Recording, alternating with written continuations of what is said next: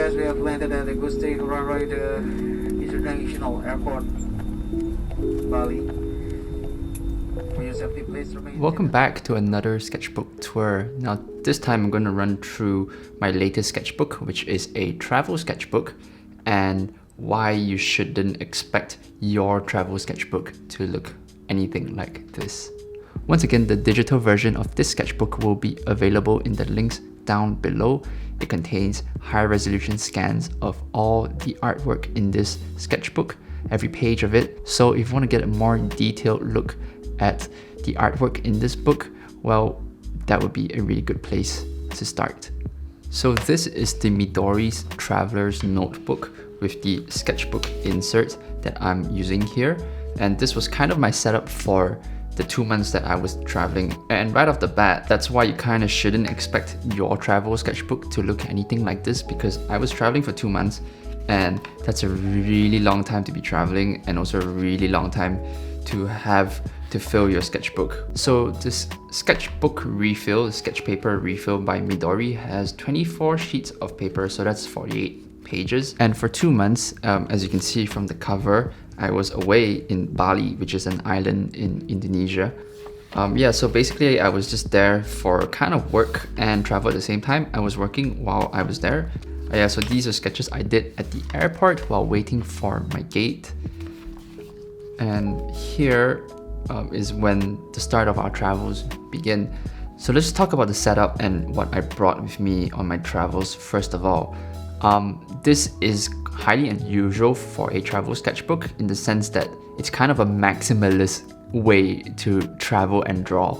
I brought with me so many different art materials because we were going to be away for 2 months, and I wanted to sort of be creative and explore some different materials that I normally don't use too much. And so I brought with me a fountain pen filled with blue ink, my high-tech C, of course, a 4-colored ballpoint pen, and a bunch of pencils, and also poster paint. I kind of end up reverting back into this ballpoint pen drawing style as I usually do, but I tried something else.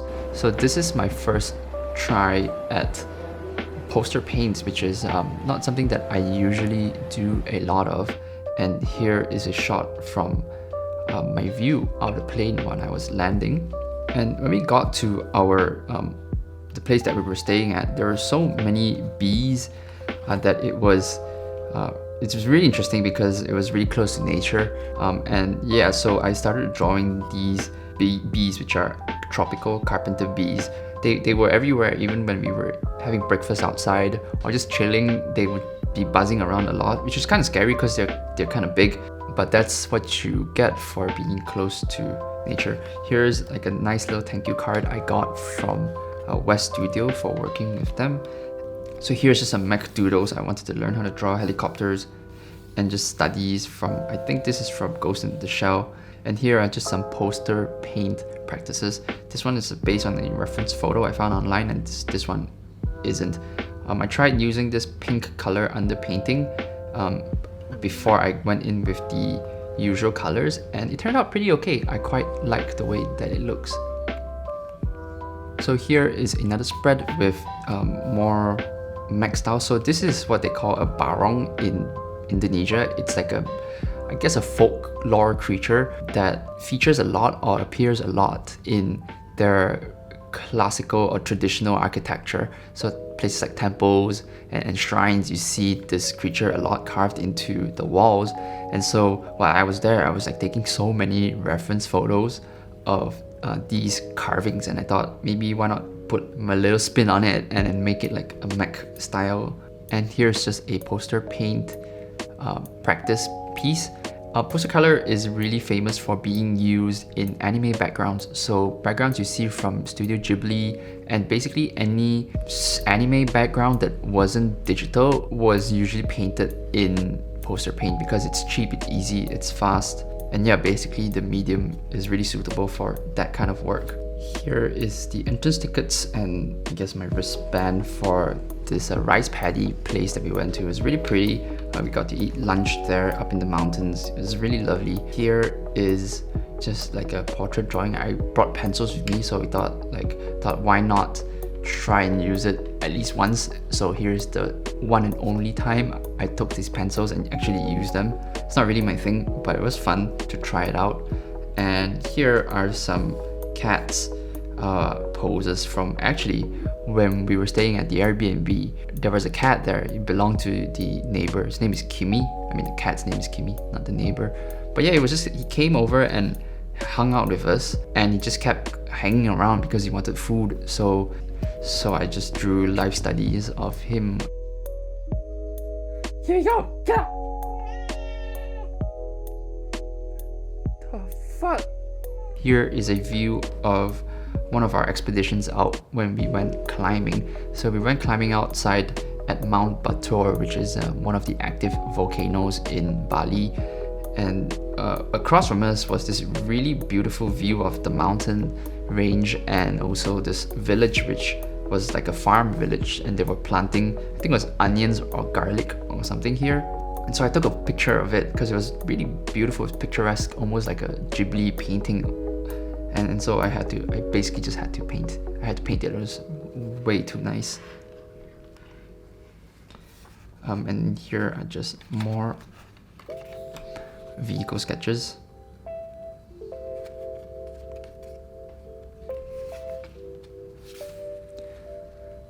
These are studies of house geckos. Now, again, because our place was so close to nature and we're surrounded by all these plants and rice paddies and whatnot, there were a lot of geckos in the house. So yeah, I started doing these studies of geckos because I just kept seeing them everywhere.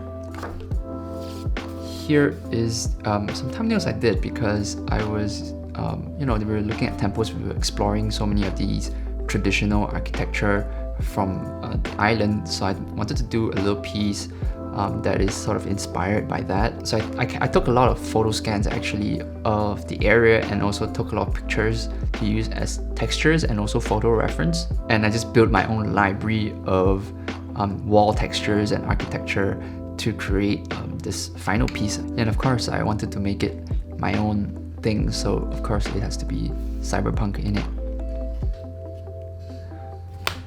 So here is a menu of a place I was having dinner at, and an entrance ticket to a waterfall. But anyways, these are tank sketches. I was really inspired by Akira Toriyama, who, apart from his indie manga called Dragon Ball, he's also really good at drawing these mechanical drawings, and his vehicles. His sense of style and coolness is really interesting. It's sort of cute, but also really cool at the same time. And so I tried to sort of emulate that style and that feeling. It's a little bit inspired by Metal Slug as well. So if you've seen a tank from Metal Slug, this is sort of the proportions that I was going for. And also using some really interesting weird shapes that I wanted to try out. This one with like a barrel underneath the body, and all these weird shapes. So just trying to have fun with all these shapes and ideas. Here is, what is this? Just some doodles and character sketches. So now you notice that this is quite full for a travel sketchbook. It's because there were basically 48 pages, and I had about 60 days of travel. So if you're doing the math, that's kind of not really enough pages. So I tried to put in as much as possible, and some of these were just layered on top just because I was maybe running out of paper, or I thought I would be, and that I would run out of space by the end. And so I just tried to make it as dense as possible. Here is a ticket to one of the fire dance that we went to. And if you've seen the opening of Samsara, this is it. It was really, really cool. We went to this dance at night at a temple that was on a cliff by the ocean, and they were doing this like performance, and it was super freaking cool. So here is the view from my Airbnb. So surrounding us were these rice fields. And so while I was working at my table outside, I could just look over and look at this. It was a really pretty view. So I figured I had to paint it, of course. And so I painted it. This is plein air, I suppose. And yeah, just try to make it look as Ghibli as possible, because why not? These are brake pad studies or just brake caliper studies from racing bikes. Here are some studies of skies, or not really studies, more like experiments. I figured I wasn't really good at drawing or painting skies when it comes to, I guess, both traditional and digital. And I figured, you know, an interesting sky is basically half the battle. If you have an interesting looking sky, your painting automatically just becomes so much more appealing, and there's so much emotion that you can evoke with just a sky. So these are little experiments, and throughout my travels, I was just taking pictures of skies and landscapes and whatnot. So I just tried to paint them all with different moods, and I'm just trying to replicate it as best as I can in poster paint. Here are some studies of Formula 1 cars. I really like Formula 1, but it just occurred to me that I've never ever tried drawing a Formula 1 car. And so here's my first attempt at the new 2022 F1 cars. And you can see that this is my first drawing and it wasn't going so great. And I even wrote down, I don't understand this, it looked really bad, the proportions were all off. So I was like, okay, let's just simplify it a little bit and then break it down and then break it down some more and more. And so by these three drawings, it actually looks pretty decent, I think. And so it's just a matter of drawing and redrawing again until you finally get it right. It takes a while, it's trial and error and just practice. So yeah, you just start out bad always, you know. Dude, sucking at something is the first step towards being sort of good at something. Here are studies of a monkey's skull. So on the island of Bali, there are a lot of monkeys. There are actually Balinese monkeys, and they're wild and they roam around, and there's also like a sacred forest in which they live. It's sort of like a tourist attraction at this point. But yeah, there was this store that sold monkey skulls, and so I bought one. I think it's the closest thing you can get to a human skull, ethically speaking. And so here is some studies that I did of this thing. Some character sketches.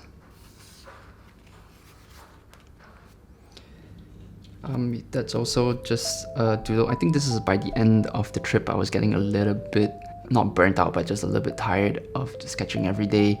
And so it's just like, it's a little bit more empty towards the end versus like at the front where it's like super dense and there's just a lot of stuff. By the end, I was like, I'm tired. But here is a small study of these temples. It's like the gate of a temple, and it's always this really, really cool, iconic shape. So I just wanted to do a quick drawing of that. This is again just I don't know, just some doodles, and also these are compositions, or is like composition studies of some photos I took. This is kind of like when we were at a temple overlooking the ocean. There's a lot of temples overlooking the ocean, but this is one of them. And here is when I was walking by the beach. It was like super empty. There was no one else around, and so this is kind of like that feeling I got. It felt so cinematic, I guess. And by the way, the beaches in Bali are amazing. They are so picturesque and just perfect. It almost feels unreal. Here is a mech drawing and also just some climbing stuff. So I did a lot of climbing while I was there, both indoors and outdoors. There's a bouldering gym there that I went to quite frequently, and also the outdoor sort of climbing trip that I went on. It was really fun. I really like climbing. It's my favorite sport to do. And so here is just like a little drawing of a gree, which is a belay device, and also like a chalk bag, which also follows you around, so you don't have to carry it around with you wherever you go.